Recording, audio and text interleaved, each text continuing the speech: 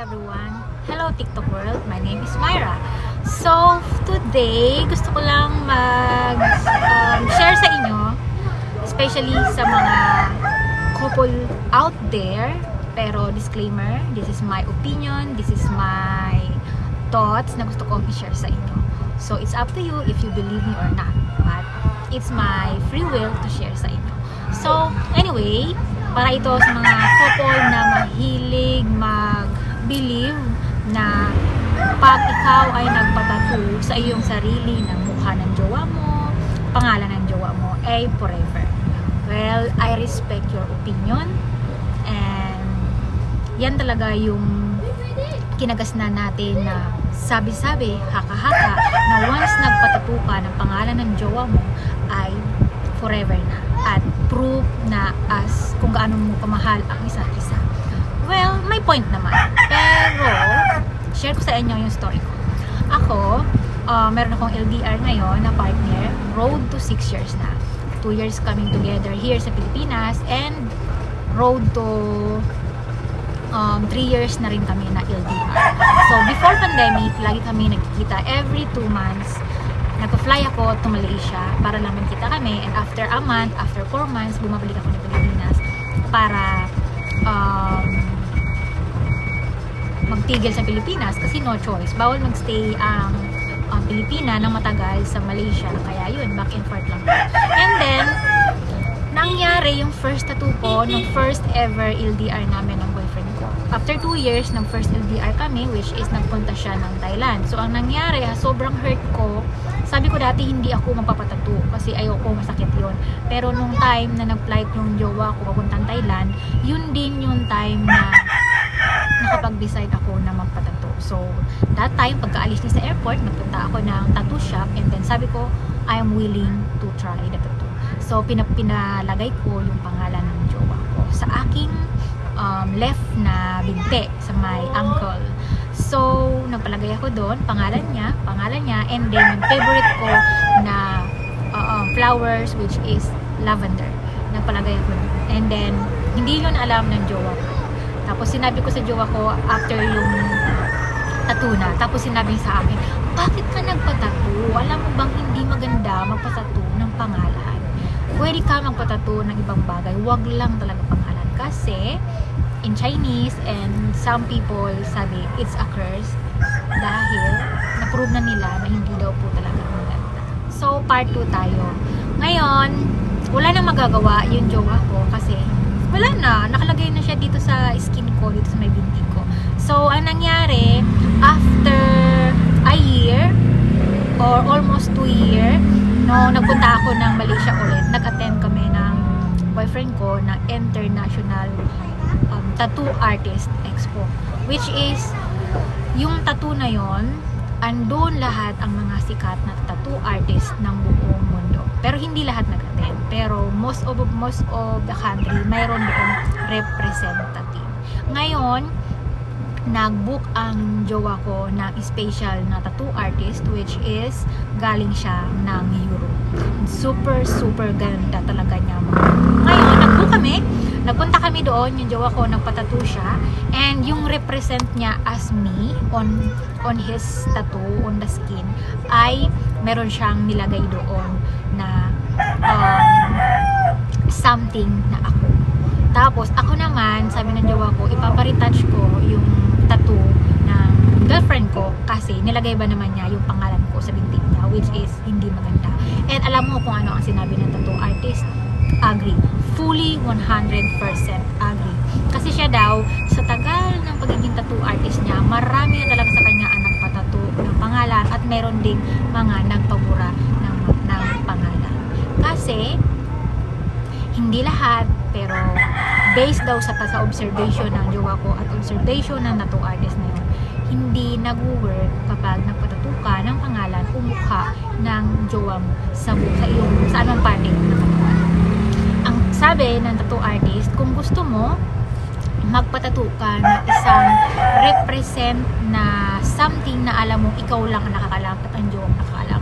So ako, binura nung tattoo artist yung aking pangalan na tattoo ng jowa ko sa aking binti at pinalitan niya ito ng bulaklak na daffodil. So, ni-refer niya, ngayon naging daffodil siya. After nung daffodil, naglagay siya doon ng simbolo ng jowa ko. So, tinanong niya ako, anong simbolo ng jowa mo na gusto kong ilagay sa sa may daffodil na flowers na tattoo. So, sabi ng jowa ko, represent star. So, ang tattoo ko, mayroon siyang star, represent, yun ang jowa ko. At yung boyfriend ko naman, yung lion niya na may full moon, nandun nakalagay yung represent niya sa akin na star. So, yun yung sabi nung jowa ko at ng tattoo artist. So, yung part 3, napahaba na. But anyway, it's okay. Diba, yung represent namin as each other ay star. May star siya sa tattoo niya, which is ako yun, and may star din siya sa tattoo ko, which is siya yun. Ngayon, sabi ng jowa ko, sa mga last relationships niya, na ilang beses na siyang nagpatato.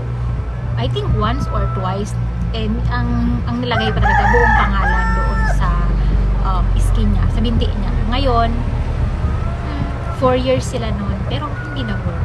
Naghiwalay din sila.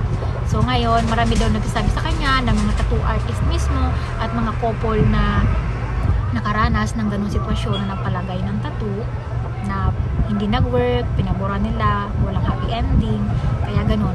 Kaya laging sinasabi sa akin ng mga kaibigan ko dati nung napuna nila yung tattoo ko, laging sinasabi, kahit hindi ko kaibigan, once na napansin nila yung tattoo ko, hi, hoy, bakit ka nagpalagay ng pangalan?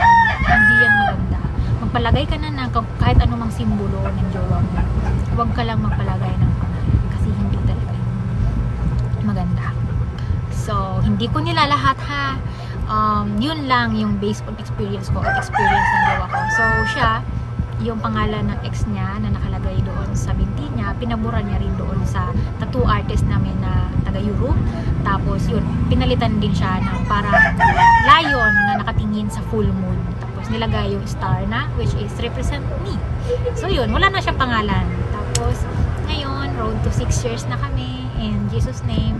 And yun, happy kami. Kahit LDR na kami. And ngayon, mag-turning 2 years na kami hindi nagkikita. Personally, since nag-start yung pandemic.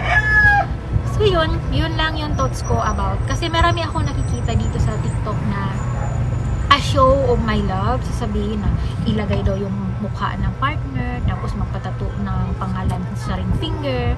Well, okay lang naman. Decision mo yan. Pero yun, good luck and God bless na lang sa inyo. And yun, hindi naman lahat. Meron siguro makakasurvive. Pero most of the time talaga, yun talaga ang compliment na lagi kong naririnig na wag kang magpatato ng mukha and pangalan ng partner mo sa iyong katawan. Mag-isip ka lang ng ibang i-represent mo. Wag lang talaga pangalan.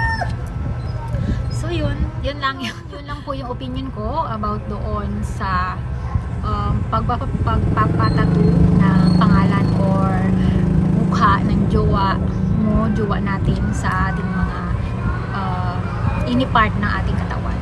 So, kasi hindi naman lahat na ang love, hindi napupuro ng dahil lang sa isang tattoo. O, mahal kita. So, ilalagay kita dito.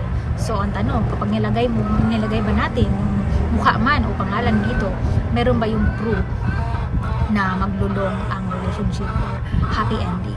So, hindi natin masasabi kasi yung life ay very surprising. Hindi lahat ay happy, hindi lahat ay perfect, hindi lahat ay masaya. Kahit na yung mga kasal na, di ba, hindi sila perfect. May time na 50-50 na maghihiwalay, may time na nagkasama na lang para lang sa sake ng anak at ng family, o di ba? So, hindi basihan ang pagkakaroon ng tattoo ng pangalan o mukha sa balat natin para lang sa love para forever.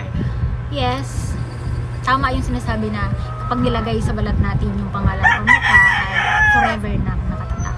Yes, tama ka. Forever na nakatatak at doon yung nakukulubot sa balat natin hanggang tumanda tayo. Pero, yun ang maganda. Forever hanggang pagtanda, hanggang mamatay. Yun ang kasama natin. E paano kung nag-break up kayo?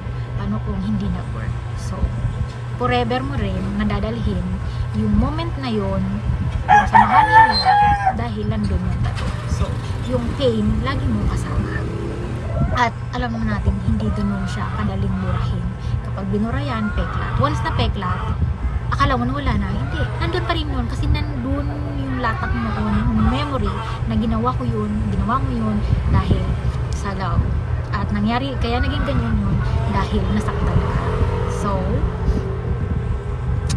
tips lang, before mag-decide ng something na gusto nating ilagay sa katawan, especially yung pagpapatato ng pangalan o ng pag-isipang mabuti. Kaya lang sabi ko, kung ayaw ninyong maglagay na lang kayo ng represent kung ano yung gusto niyo ilagay, bulaklak, star, or whatever na magustuhan niyo, kayo lang ang nakakaalam na symbol. So, sabi nga nila, hanggat maaari, ikaw lang nakakaalam sa sarili mo kung ano ipalagay mo. Kunwari, gusto mo ng star, di star lang. Hindi alam ng jowa mo na siya yun. Para, sabi ng tattoo artist, mas safe, mas meaningful. So, yun. Kasi ang love, nasa atin kung paano natin i-handle, kung paano natin i-work out ang relationship.